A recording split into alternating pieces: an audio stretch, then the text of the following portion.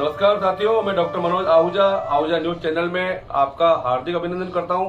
Ahuja news bulletin देखने से पहले हम आपको बता दें, हमारा न्यूज चैनल कोई प्रोफेशनल चैनल नहीं है। कानून की विशेष जानकारियां दिखाना, मौजूदा विधानसभा से संबंधित महत्वपूर्ण खबरें दिखाना और हमसे जो लोग जुड़े हुए हैं, हमारे सब्सक्राइबर्स, हमारे मित्र, हमारे शुभचिंतक, उनसे जुड़ी हुई महत्वपूर्ण खबरें दिखाना हमारे आहूजा न्यूज चैनल की पहली प्राथमिकता में शामिल है। आप भी हमारे आहूजा न्यूज चैनल के सदस्य बने। अगर आपने हमारे चैनल को सब्सक्राइब नहीं किया है तो सब्सक्राइब करें। तो आइए देखते हैं आज की विशेष खबरें Ahuja news channel bulletin. NCP विधायक जितेंद्र आव्हाड के खिलाफ दर्ज किए गए हमले और अपहरण से संबंधित मामले में आगे की जांच का आदेश देते हुए सुप्रीम कोर्ट ने कहा कि यदि आवश्यक हो तो केवल चार्जशीट दाखिल करना और आरोप तय करना फिर से जांच का आदेश देने में बाधा नहीं होगी।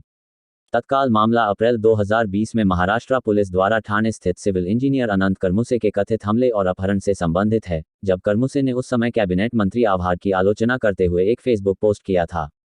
करमुसे ने अपनी शिकायत में कहा है कि उनके आवास से अपहरण कर लिया गया और उन्हें आव्हाड के बंगले पर ले जाया गया, जहां पुलिस ने आव्हाड की मौजूदगी में उन पर हमला किया। इसके बाद पीड़ित ने शिकायत दर्ज कराई, लेकिन पुलिस ने मंत्री के खिलाफ मामला दर्ज नहीं किया। परेशान होकर पीड़िता ने बॉम्बे हाईकोर्ट का रुख किया और मामले की सीबीआई जांच की मांग की। उसी के अनुसार अदालत ने मामले की निगरानी करने का फैसला किया, लेकिन आव्हाड का नाम अभी भी शुरुआती चार्जशीट में नहीं था, लेकिन बाद में आव्हाड को एक अभियुक्त के रूप में पेश किया गया था। उच्च न्यायालय ने कुछ समय बाद याचिका को इस आधार पर खारिज कर दिया कि निचली अदालत ने आरोप तय कर दिए हैं। उच्च न्यायालय के आदेश से असंतुष्ट याचिकाकर्ता ने सर्वोच्च न्यायालय का रुख किया, जहां महाराष्ट्र राज्य के लिए उपस्थित एसजी तुषार मेहता ने सहमति व्यक्त की कि मामले में आगे की जांच की आवश्यकता है। जस्टिस एमआर शाह और जस्टिस सीटी रविकुमार की खंडपीठ ने हाईकोर्ट के इस फैसले से सहमति जताई कि मामले में सीबीआई जांच की जरूरत नहीं है। हालांकि खंडपीठ ने कहा कि इस मामले में जांच लापरवाही से की गई और भौतिक साक्ष्य एकत्र नहीं किए गए।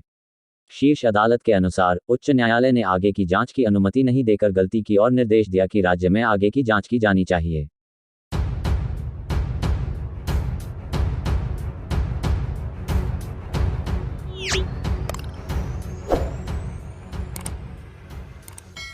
जोधपुर में वकील जुगराज चौहान की नृशंस हत्या और एडवोकेट प्रोटेक्शन एक्ट की मांग को लेकर आंदोलन कर रहे वकीलों ने आज प्रदेश संघर्ष समिति के द्वारा जारी कार्यक्रमों की पालना में सद्बुद्धि यज्ञ किया। बार अध्यक्ष भूपेंद्र सिंह राठौड़ के नेतृत्व में बार सदस्यों ने कचहरी स्थित शिव हनुमान मंदिर में पूर्ण वैदिक मंत्रोच्चार के साथ सद्बुद्धि यज्ञ किया और ईश्वर से कामना की कि राजस्थान सरकार को सद्बुद्धि दे, जिससे वह लंबे समय से वकीलों की लंबित चल रही एडवोकेट प्रोटेक्शन एक्ट की मांग को पूरा करने के लायक हो सके और विधानसभा के चालू सत्र में ही इस अधिनियम को पारित करवाए।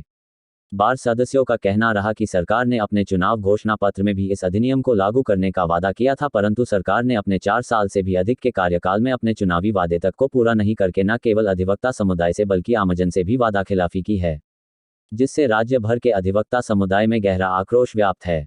इसका प्रमुख कारण आए दिन वकीलों पर हमले हो रहे हैं, हत्याएं हो रही है और अधिवक्ता समुदाय निर्भीक होकर अपने मुकदमे में पैरवी नहीं कर पा रहे हैं। इसके साथ ही अधिवक्तागण एवं उनके परिजन असुरक्षित महसूस कर रहे हैं। इस असुरक्षा के भय को केवल और केवल एडवोकेट प्रोटेक्शन एक्ट लागू करके ही सरकार दूर कर सकती है। बार अध्यक्ष भूपेंद्र सिंह राठौड़ ने सदस्यों से कहा कि भ्रामक संदेशों से दिग्भ्रमित नहीं होवे, केवल प्रदेश संघर्ष समिति के आदेशों निर्देशों को ही सत्य मानते हुए उनका अनुसरण करें, जिनका प्रसारण स्थानीय कार्यकारिणी द्वारा भी समय समय पर किया जा रहा है। आज के कार्यक्रम में बार अध्यक्ष भूपेंद्र सिंह राठौड़, उपाध्यक्ष रामावतार मीना, महासचिव विशाल राज पुरोहित, सांस्कृतिक सचिव सुनील जैन, निर्मल चौधरी, सीताराम कुमावत, नवल किशोर पारीक, लोकेश शर्मा, गजराज सिंह कानावत, शिव प्रताप सिंह राठौड़, नितिन जोशी, द्वारका प्रसाद पंचोली, रवि शर्मा, भैरू सिंह राठौड़, पवन सिंह भाटी, संकित जैन, केदार चौधरी, कौशल शर्मा, हनुमान प्रसाद शर्मा, पवन कुमार राठी, अशोक पालीवाल, मुकेश गढ़वाल, रोडुमल सोलंकी, गजेंद्र पाराशर, केसर लाल जाट, राकेश गुर्जर, बद्री साहू, कानाराम जाट, रौनक गर्ग, गोविंद शर्मा, योगी कोरवानी, महेंद्र मेवाड़ा, पवन प्रजापत सहित बार के अन्य सदस्यगण मौजूद रहे।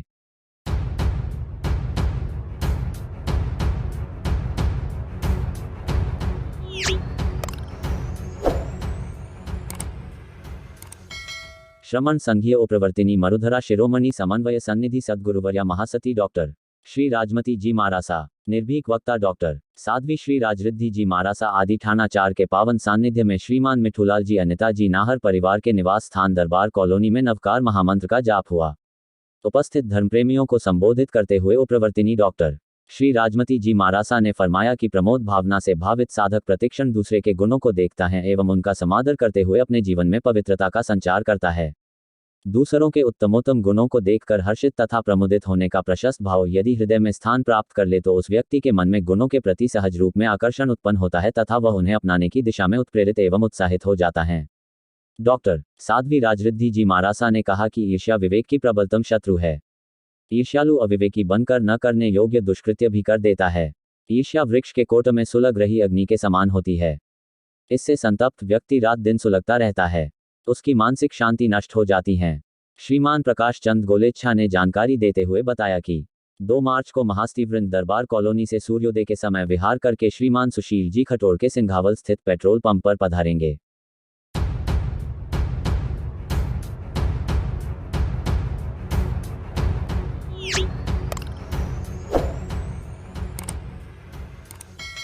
कस्बे के केकडी रोड इंदिरा कॉलोनी स्थित बाड़ों में आग लगने से 10 ट्रॉली चारा जलकर खाक हो गया। प्राप्त जानकारी के अनुसार बुधवार दोपहर इंदिरा कॉलोनी निवासी सीता देवी पत्नी देवीलाल बैरवा के बाड़ों में अचानक अज्ञात कारणों से आग लग गई।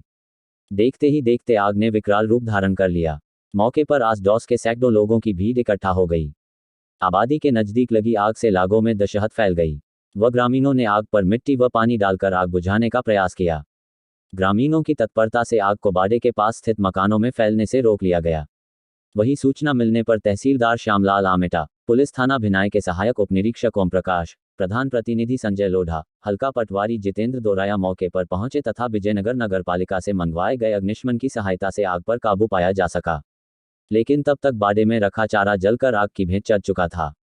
तहसीलदार के निर्देश पर हल्का पटवारी ने मौका पर्चा बनाया। आग से करीब 10 ट्रॉली चारा जलकर खाक हो गया।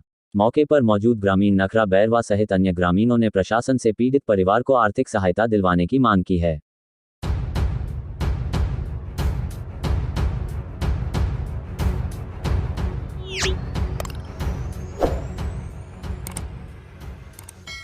उपखंड भिनाई के अधिवक्ताओं ने बुधवार को तहसील परिसर स्थित शिव मंदिर के सामने अधिवक्ता प्रोटेक्शन एक्ट लागू करने की मांग को लेकर सद्बुद्धि यज्ञ किया।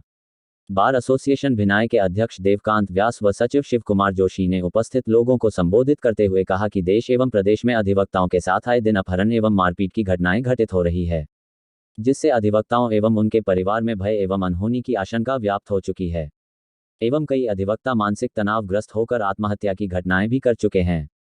जोधपुर के अधिवक्ता जुगराज सिंह चौहान की दिन दहाड़े हुई नृशंस हत्या के बाद से ही प्रदेश के सभी अधिवक्ता समुदाय में दहशत का माहौल व्याप्त हो चुका है। इस असुरक्षा के माहौल में अधिवक्ता पीड़ित पक्षकारों की न्यायालय व अन्य संस्थाओं में निष्पक्ष पैरवी करने में कठिनाई महसूस कर रहे हैं। स्वतंत्र एवं निष्पक्ष पैरवी एवं पीड़ितों को न्याय एवं कानून व्यवस्था को सुचारू एवं सही संचालन के लिए अधिवक्ताओं को राज्य सरकारों द्वारा सुरक्षा एवं संरक्षण प्रदान किया जाना आवश्यक है। लेकिन 9 दिन से चल रही हड़ताल के बावजूद सरकार कोई सुनवाई नहीं कर रही है, जिससे अधिवक्ताओं में रोष व्याप्त है। मुख्यमंत्री गहलोत से निवेदन किया है कि वर्तमान में चल रहे विधानसभा सत्र में अधिवक्ता प्रोटेक्शन एक्ट लागू करने की राज्य सरकार को निर्देश देने की कृपा करें। इसको लेकर वकीलों ने राज्य सरकार को सद्बुद्धि के लिए यज्ञ किया है।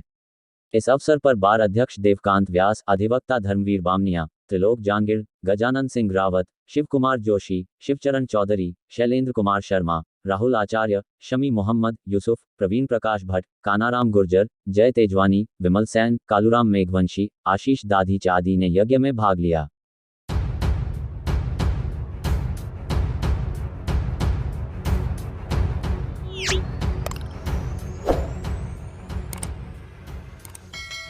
जोधपुर में वकील जुगराज चौहान की नृशंस हत्या और एडवोकेट प्रोटेक्शन एक्ट की मांग को लेकर आंदोलन कर रहे वकीलों ने आज प्रदेश संघर्ष समिति के द्वारा जारी कार्यक्रमों की पालना में सद्बुद्धि यज्ञ किया।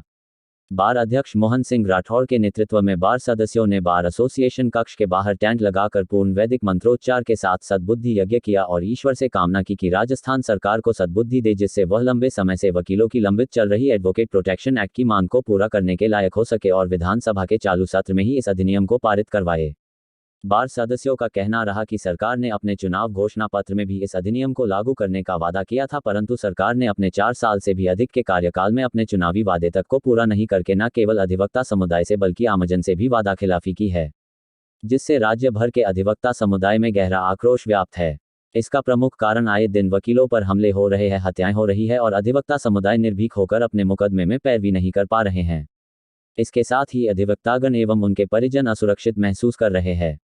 इस असुरक्षा के भय को केवल और केवल एडवोकेट प्रोटेक्शन एक्ट लागू करके ही सरकार दूर कर सकती है। बार एसोसिएशन के सचिव संजय गुर्जर ने सदस्यों से कहा कि भ्रामक संदेशों से दिग्भ्रमित नहीं होवे, केवल प्रदेश संघर्ष समिति के आदेशों निर्देशों को ही सत्य मानते हुए उनका अनुसरण करें, जिनका प्रसारण स्थानीय कार्यकारिणी द्वारा भी समय समय पर किया जा रहा है। आज के कार्यक्रम में बार अध्यक्ष मोहन सिंह राठौड़, उपाध्यक्ष अनिल शर्मा, महासचिव Sanjay Gurjar, bar council of Rajasthan के मनोनीत सदस्य डॉक्टर मनोज आहूजा, वरिष्ठ अधिवक्ता अशोक जैन, हरि सिंह गुर्जर, सत्यनारायण हावा, नरेंद्र सिंह राठौड़, अशोक अग्रवाल, अजय गोयल, प्रियदर्शी भटनागर, संदीप यादव, डॉक्टर योगेंद्र ओझा, अशरफ बुलंद, उपाध्यक्ष आनंद सागर, राजेश यादव, राजेश इनानी, अनूप शर्मा, भरत शर्मा, वैभव जैन, धर्माराम चौधरी, जयप्रकाश शर्मा, जितेंद्र शर्मा, प्रकाश मीना, कुणाल शर्मा, कृष्णा दाधीच, श्याम सुंदर शर्मा, आकाश विश्वकर्मा सहित बार के अन्य सदस्यगण मौजूद रहे।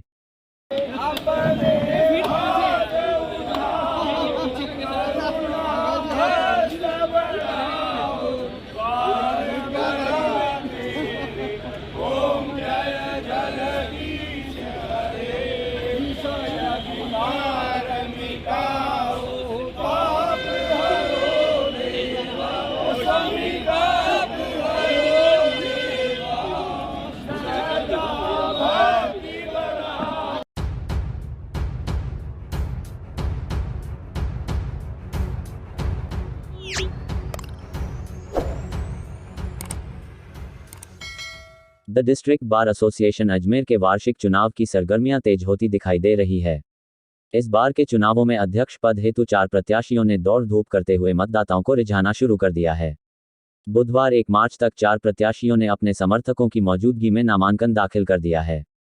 चुनावी रंगत के चलते न्यायालय परिसर में वकीलों के नए नए चेहरे दिखने भी प्रारंभ हो गए हैं। परिसर में मुवक्किलों से ज्यादा वकीलों की भीड़ दिखने लगी है। अजमेर बार के वरिष्ठ अधिवक्ता व बार के पूर्व उपाध्यक्ष अशोक सिंह रावत बताया कि बार के चुनाव 18 मार्च को होना तय हो चुके हैं। प्रत्याशियों ने दौड़ धूप करना शुरू कर दिया है। उन्होंने बताया कि इन चुनावों में रोचकता बढ़ने का प्रमुख कारण यह है कि वर्तमान में प्रदेश में अधिवक्ताओं की राज्यव्यापी हड़ताल चल रही है, जिसके चलते संघर्ष समिति से प्राप्त निर्देशों की पालना में रोज नए नए कार्यक्रम किए जा रहे हैं। चुनाव लड़ने वाले प्रत्याशी इन कार्यक्रमों में बढ़ चढ़कर हिस्सा लेकर अपना प्रभाव जमाने में लगे हुए हैं।